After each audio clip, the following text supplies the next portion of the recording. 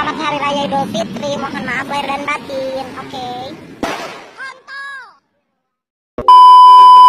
Hey yo sobat rebahan, kali ini kita membahas film yang berjudul Paradise in Surface, yang mana film ini diambil dari sejarah nyata di tahun 1951 dalam memenuhi nafsu pria untuk 1000 prajurit angkatan bersenjata yang dikenal sebagai camp surgawi militer. Daripada penasaran, mari kita mulai ceritanya. Awal cerita, seorang pemuda yang bernama Lopao datang ke sebuah pulau yang bernama Kinmen. Sebenarnya, Lopao terpaksa ikut karena pemerintah Taiwan mengadakan wajib militer. Hari-hari pelatihan tidaklah mudah. Tak jarang tembakan meriam selalu ada ke arah mereka. Ia dan teman setimnya dilatih bagaikan binatang, sebab pemimpin di sana tidak mengenal rasa ampun. Lalu datanglah Lopao ke sebuah tempat bernama Camp 831. Awalnya Lopao keheranan dengan tempat tersebut. Ditambah pemimpinnya tadi menggendong seorang anak. Oh iya, namanya adalah Chang Tun. Ia adalah pemimpin yang dihormati oleh Lopao. Meski Lopao fisiknya kuat, namun kelemahannya ialah tidak bisa berenang. Dan ia sering dihukum karena hal itu. Suatu ketika, Lopao ditanyai apakah ia mempunyai pacar atau belum. Dengan tegas, Lopao mengatakan sudah mempunyai pacar dan berjanji setia, bahkan bermimpi mempunyai 2 orang anak.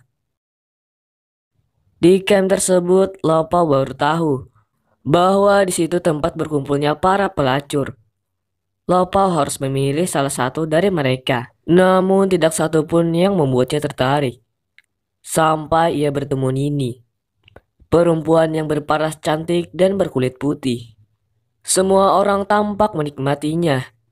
Setiap kamarnya diisi oleh 1 orang wanita yang siap menunggu di enak-enak. Namun tidak bagi Lopao. Ia berjanji agar tidak melepas keperjakaannya sampai keluar dari pulau tersebut. Pada suatu malam, Nini dan Lopao bertemu. Nini heran. Kenapa Lopao yang sudah lama berada di sana tidak memilih wanita satupun dari mereka? Terlihat Nini adalah orang yang baik-baik. Ia pandai bernyanyi dan bergitar, lalu mengajarkannya kepada Lopao. Mereka tertawa bersama ketika Lopao salah lirik lagunya. Kamar Nini di bawah kamar Lopao. Biasanya Nini memberi kode berupa kutukan jika Nini senggang. Artinya, Nini menyuruh Lopao untuk ke kamarnya. Mereka saling cerita, curhat, dan lain-lain. Terlihat hubungan mereka semakin dekat. Hampir tiap malam Lopao pergi ke kamarnya, namun bukan untuk enak-enak. Hari itu adalah ulang tahun Lopao. Ia menerima sebuah surat dari pacarnya di sana. Awalnya Lopao sangat bahagia menerima surat itu. Namun ketika ia membacanya, ia sangat patah hati karena pacarnya yang di sana sudah selingkuh. Lopao lalu curhat dengan Nini. Nini mencoba menghibur Lopao agar tidak bersedih lagi. Lopao mengatakan bahwa ia sedang ulang tahun dan mengajaknya minum bersama. Nini lalu memberikan sebuah jam peninggalan ayahnya. Akan tetapi ditolak oleh Lopao. Namun Nini memaksa dan memakaikannya ke tangan Lopao. Suatu ketika ada seorang wanita yang kabur dari camp tersebut karena dia tidak tahan untuk berada di sana. Ia kabur dengan mencukur rambutnya lalu menyamar menjadi tentara. Semua heboh ketika wanita itu kabur dari sana. Para tentara mencari kemana-mana, namun tidak kunjung ditemukan. Sebenarnya Lopao melihat ia menyamar waktu itu, tapi temannya menyuruh agar berpura-pura tidak tahu. Di sini kita diperlihatkan 2 orang di bibir pantai, berenang di lautan. Sepertinya wanita yang kabur tadi nekat menyeberangi lautan. Para wanita bersedih atas kehilangan salah satu temannya. Besoknya para wanita itu diajak berjalan-jalan. Semacam hari liburan lah. mulai dari berbelanja, nyalon, dan lain-lain. Tapi orang yang dicurigai mereka harus diborgol dengan Lopau, karena ia yang bertanggung jawab di sana. Nini yang diborgol meminta izin untuk ke toilet. Lopau awalnya ragu-ragu, tapi akhirnya dilepas. Setelah lama tidak muncul, Lopau khawatir ia kabur dari sana. Setelah cek di toilet, ia tidak ada di sana.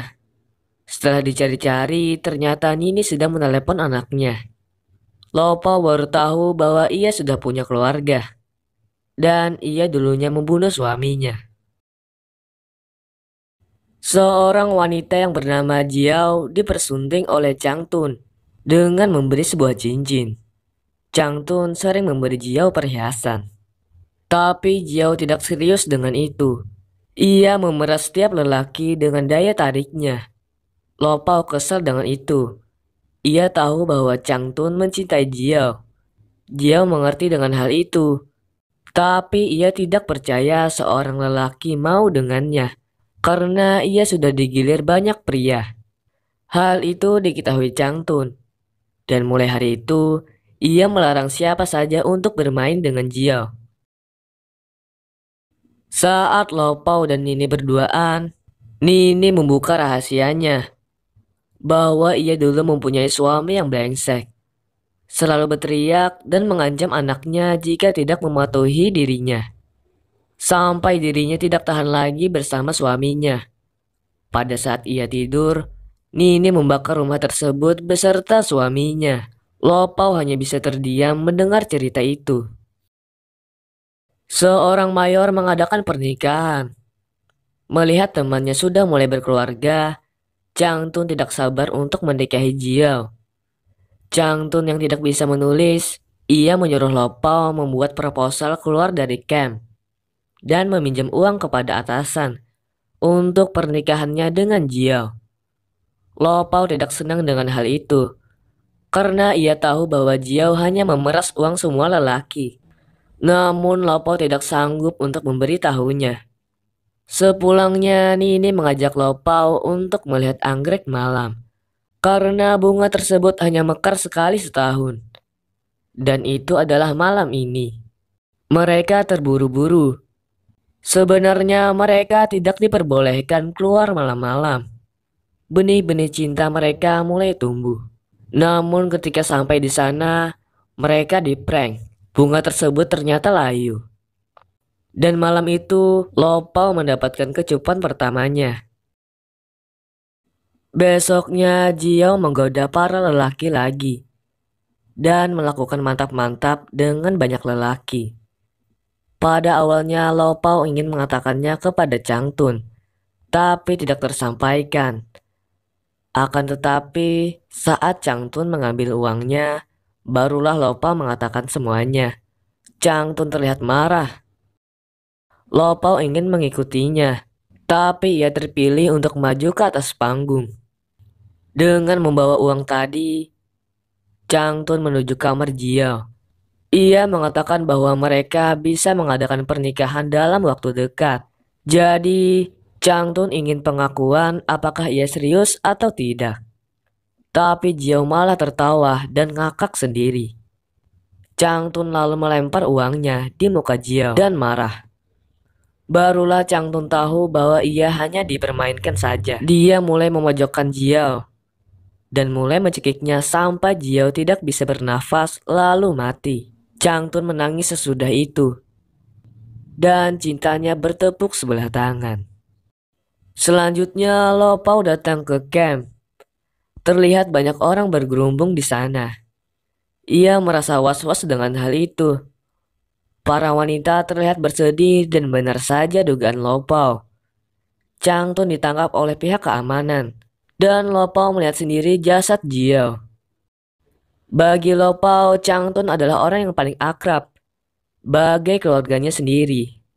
Jiao merasa bersalah sepanjang waktu, karena ia telah memberitahu sikap Jiao di belakang Chang Tun. Sambil menangis, ia membakar barang-barang Chang Tun. Sampai pada perayaan 60 tahun negara Cina, Nini diberi amnesti oleh pemerintah dan dibebaskan. Oh ya, aku lupa jelasin bahwa Nini berada di sana untuk meringankan masa tahanan dalam kasus pembunuhan suaminya. Lanjut. Nini sangat terharu sampai tidak bisa berkata apa-apa.